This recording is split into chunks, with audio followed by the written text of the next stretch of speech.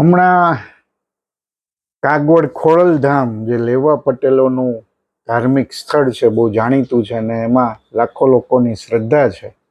એના ચેરમેન નરેશ પટેલે એક જબરજસ્ત નિવેદન આપ્યું. એના જન્મદિવસે જ એમના દર જન્મદિવસે રક્તદાન કેમ્પો ઘણા બધા થાય છે.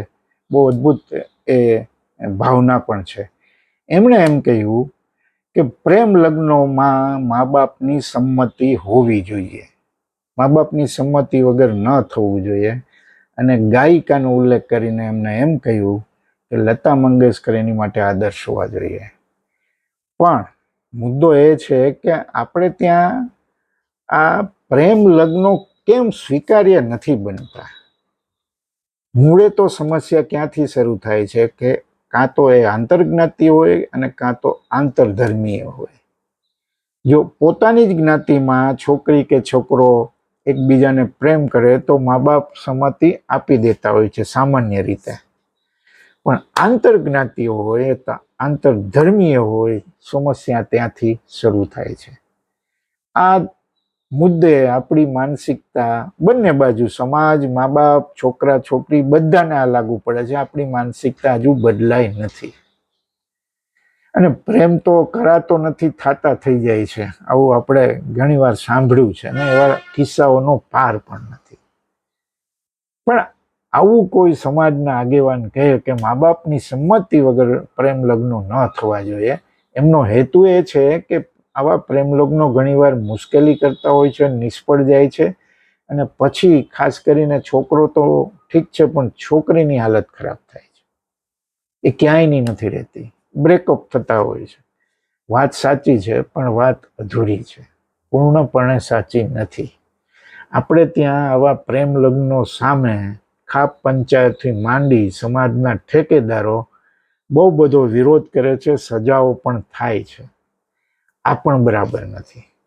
એટલે બંને પક્ષે મુશ્કેલીઓ છે અને એ જે અંતર પડી ગયું છે, એ અંતર વચ્ચે સેતુ બનાવવાની જે વાત છે, એ સેતુ બનતો નથી. મુશ્કેલી અહીંયા છે. તમે જુઓ કે જાહેર જીવનમાં જ્યારે તમે તમારી કારકિર્દીના કારણે તમારી ઓળખ ઊભી થાય વ્યક્તિગત રીતે, ત્યારે આ બધી સમસ્યાઓ પાછી ઝીરો થઈ જાય. ત્યાં કોઈને કાંઈ વાંધો નથી હોતો. પછી એ મા બાપ હોય કે સમાજ હોય કે આમ આદમી હોય. સુનિલ દત્ત અને નરગિસનો બહુ મોટો દાખલો છે કે આ લગ્ન 1950માં જ્યારે થયા તો સુનિલ દત્ત હિન્દુ હતા, નરગિસ મુસ્લિમ. અને એમણે લગ્ન જ ન કર્યા, પણ એકબીજાનો સાથ, કારણ કે નરગિસ ઉંમરમાં થોડી મોટી હતી, એ પણ સમસ્યા હતી.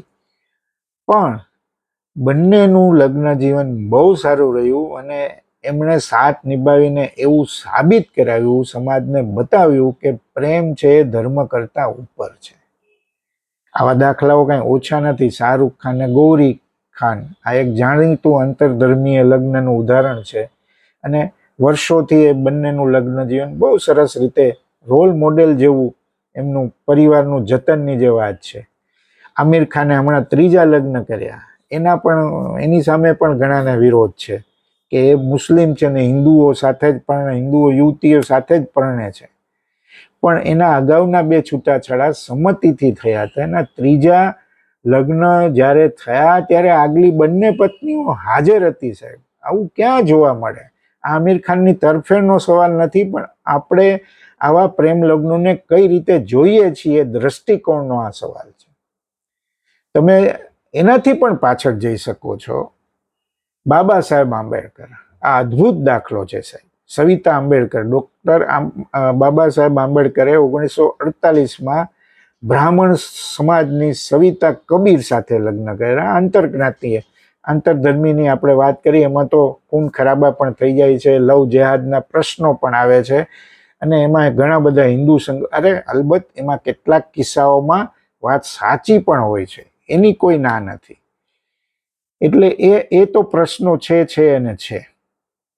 પણ બાબા સાહેબ આંબેડકરે 1948માં બ્રાહ્મણ સમાજની સવિતા કબીર સાથે લગ્ન કર્યા. આંતરલાગની લગ્ન છે ને એ વખતમાં ખૂબ જ મોટું પગલું હતું અને ક્રાંતિકારી પગલું હતું. અને એમણે પોતાના જીવન દ્વારા સાબિત કરેલું કે જ્ઞાતિ પ્રથા તોડવી એ અનિવાર્ય છે. પણ આ બધા જે ઉપલા લેવલના નેતાઓ છે, સેલિબ્રિટી છે, મોટા માણસો છે, એ જ્યારે આવા લગ્નો કરતા હોય ને ત્યારે એમને વિરોધનું પ્રમાણ ઓછું સહન કરવું પડતું હોય છે. પણ સામાન્ય સમાજમાં આ બહુ મોટી સમસ્યા થાય છે ઘણીવાર. આપણે તો ભારત સરકાર અને ગુજરાત સરકાર સહિત અનેક રાજ્યોમાં આંતરજ્ઞાતીય લગ્ન પ્રોત્સાહન યોજના પણ ચલાવે છે. અને લગ્ન આવા લગ્નોને સરકાર ટેકો પણ કરે છે. અને કાનૂની દ્રષ્ટિએ પણ એક બહુ નોંધપાત્ર કેસ છે, એનો પણ ઉલ્લેખ કરવો છે. સફીન જહાં વિરુદ્ધ અશોક કે એમ હાદિયા કેસ તરીકે બહુ જાણીતો હતો. આ કેસ આંતરધર્મીય લગ્ન અને વ્યક્તિત્વ પસંદગીના અધિકાર માટે બહુ માઇલસ્ટોન બનેલો. સુપ્રીમ કોર્ટે આ કેસમાં સ્પષ્ટ કરેલું કે પુખ્ત વ્યક્તિને પોતાના જીવનસાથીને પસંદ કરવાનો બંધારણે અધિકાર આપ્યો છે અને તેમાં રાજ્ય કે પરિવાર કે સમાજ કોઈ કાંઈ દખલ કરી ન શકે અને વ્યક્તિગત સ્વતંત્રતા સૌથી ઉપર છે. મુદ્દો એ છે, મારે બીજા બે કિસ્સા કહેવા છે, એ આંતરજ્ઞાતીય લગ્નોના છે. સાહેબ, એક હું જ્યારે હોસ્ટેલમાં હતો ત્યારે એક અમારા સિનિયર એ જૈન અને એને એક બ્રાહ્મણ પરિવારમાં પ્રેમ થયો. 5-7 વર્ષ સુધી તો, કારણ કે ભણવાનું પણ બાકી હતું, એટલે 5-7 વર્ષ સુધી એમનો લવ અફેર ચાલતો રહ્યો. પછી જ્યારે લગ્ન કરવાની વેળ આવી અને એમને જાહેર કર્યો એટલે બંને પરિવારોમાં મુશ્કેલી થઈ. આ આંતરજ્ઞાતીય કે આંતરધર્મીય લગ્નો થાય તો એમાં સંવાદનો સેતુ કેમ બને, એનો પણ આ બંને દાખલાઓ છે. તો બંને પરિવારનો વિરોધ હતો, તો કે આનું કરવું શું? એટલે બંને જણાએ નક્કી કર્યું કે આપણે મા બાપનો વિરોધ કરીને પરણવું નથી, ભાગીને પરણવું નથી, પણ આમાં કંઈક સમજૂતીનો, સંવાદનો સેતુ કંઈક રચ્યા. સાહેબ, બંને નિર્ણય જે કર્યો અને પરિવારે જે સ્વીકાર્યો, અદ્ભુત સલામને લાયક છે.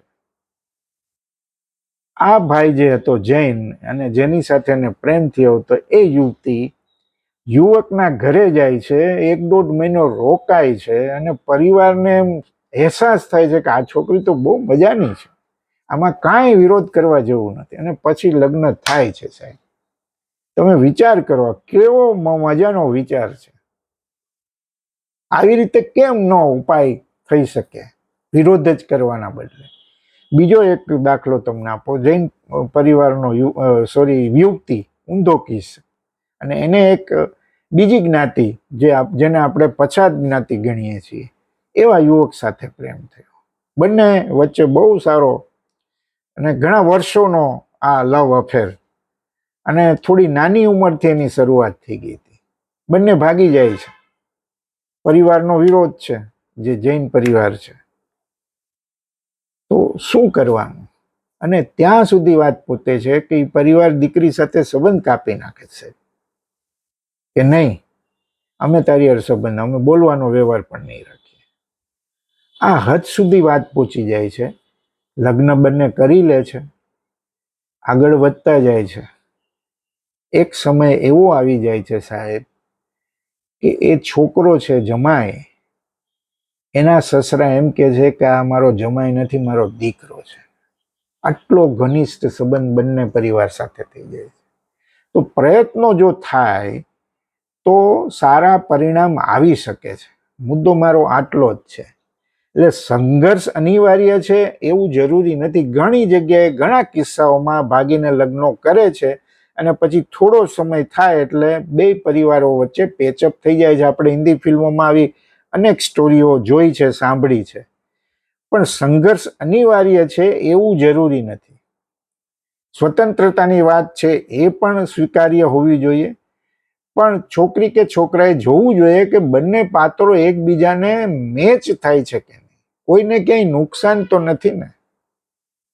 હા, ખાલી આર્થિક સ્થિતિ, ખાલી દેખાવ, ખાલી જ્ઞાતિ, ખાલી ધર્મ, એ જોઈને આગળ વધવાનો આ મુદ્દો નથી.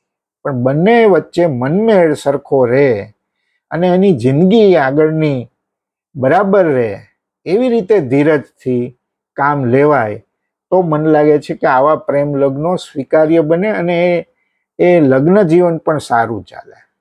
એટલે આપણે જ્યારે આવા લગ્નોની વાત કરીએ, પ્રેમ લગ્નોની, ત્યારે બંને બાજુના પાસાઓ જોવાની જરૂર છે. સીધો સામાન્ય રીતે છોકરા છોકરીઓ ઉપર બધું ઢોળી દેવામાં આવે છે.